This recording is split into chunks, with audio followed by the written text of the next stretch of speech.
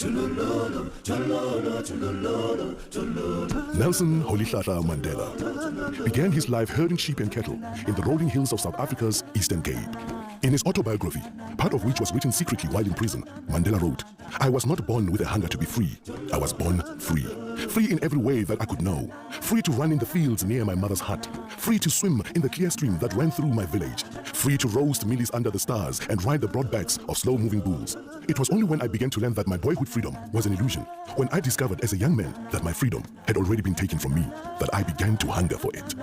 Nelson Mandela's given name, Rolihlahla, literally means tugging at the branches of a tree. But at school, he was given the name of another famous leader. When I went to school, the lady teacher, Miss Mtingane, asked, "What is your name?" I told her my African name, Rolihlahla.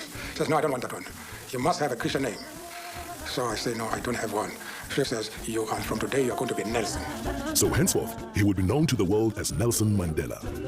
As the son of a chief, Nelson Mandela had access to the best education available to black people in South Africa at the time. Studying at Fort Hare University, where he first became involved in student protest, his refusal to accept injustice, unfairness, and inequality would last a lifetime.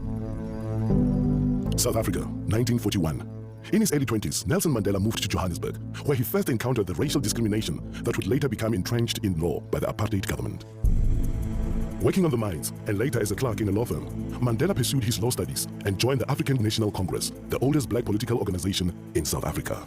It was when I came into the African National Congress that I realized that Xhosas are only a part of the African people. That the task of the ANC was to unite the African people and out of them build a nation.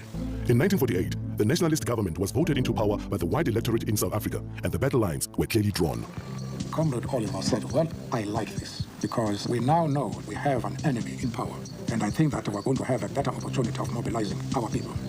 Our policy is one which is called by an Afrikaans word apartheid. And I'm afraid that has been misunderstood so often. It could just as easily, and perhaps much better, be described as a policy of good neighborliness.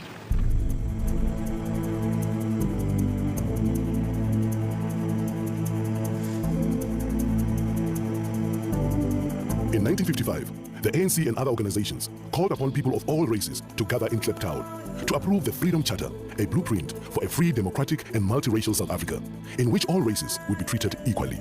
Nelson Mandela, one of the chief organizers of the gathering, was banned by the government from attending and was forced to watch proceedings from the sidelines. In 1956, the organizers of the Freedom Charter and other leaders in the Congress movement were charged with high treason. The trial was specifically designed to occupy the opposition and keep them out of politics. It dragged on for 4.5 years, and it would be another 40 years before the Freedom Charter finally bore fruit.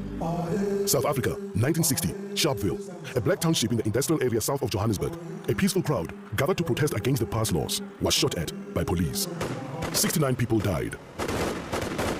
The nationalist government imposed martial law. All opposition was banned and thousands were jailed. When it became clear that all means of peaceful negotiation had been exhausted, Mandela went underground to lead the armed struggle. We have made it very clear in our policy that South Africa is a country of many races. There is room for all the various races in this country. There are many people who feel that it is useless and futile for us to continue talking peace and non-violence against a government whose reply is only savage attacks on an unarmed and defenseless people. Key government installations were targeted for sabotage. Mandela became known as the Black Pimpernel. In 1962, Mandela was captured, charged with leaving the country illegally, and sentenced to imprisonment for 5 years. Shortly afterwards, his ANC comrades were captured with evidence which incriminated Mandela.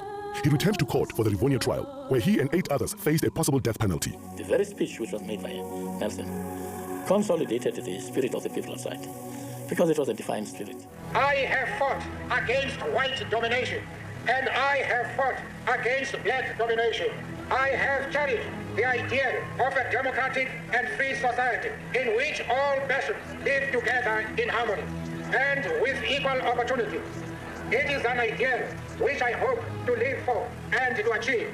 But if need be, it is an ideal for which I am prepared to die. When Nelson Mandela and several of his colleagues were sentenced to life imprisonment in 1964, the political convicts were sent to Robben Island, the Bleak Island prison off the Western Cape Coast. Nelson Mandela was 45 years old when he became prisoner number 466 of 1964. He would be in his early 70s before he would again be a free man. Forced to perform futile hard labor in a lime quarry, the prisoners refused to be broken. Far from being diminished, Mandela's moral leadership and stature continued to grow while he was in prison. His young wife, Winnie, continued to be an inspiration to the struggle. That day is not far when we shall lead you to freedom. Amanda! Away too! Power to the people. But the struggle against apartheid would continue for another quarter century. While Nelson Mandela and his co-accused served life sentences on Robben Island, other leaders of all races and in all spheres campaigned for change. Many faced imprisonment or exile. And around the world, ordinary people showed their horror of apartheid and their support for the struggle. The purpose, friends, of this boycott is for the people of Britain to register on the widest possible scale their passionate protest against an evil and repulsive doctrine which says that a man's legal status, a man's political rights, a man's economic opportunities, a man's social position shall depend solely upon the color of his skin. But in 1976, Soweto school children marched in protest and townships around the country erupted in violence. It was the beginning of the end for apartheid, but the struggle dragged on for more than a decade as the Afrikaner nationalist government clung to power. I've been here and patient. Don't push us too far. In the late 1980s, amid a tide of world pressure, the South African government was forced to accept the inevitable and began dismantling apartheid.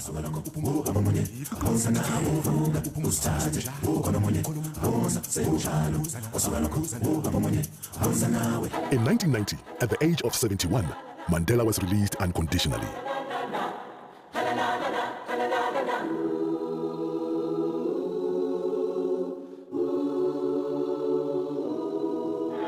I stand here before you not as a prophet, but as a humble servant of you, the people.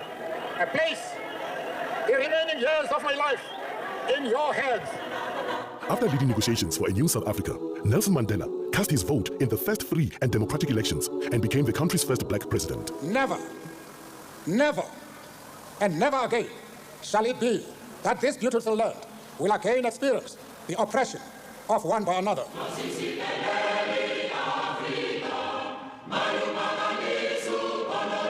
For the duration of his presidential term, and throughout what should have been a well-earned retirement, he has worked tirelessly to entrench the ideals he has so long stood for, becoming universally revered as an icon of leadership and humanity.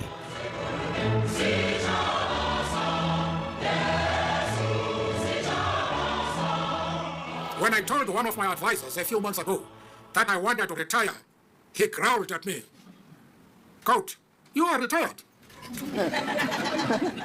If that is really the case, then I should say, I now announce that I'm retiring from retirement.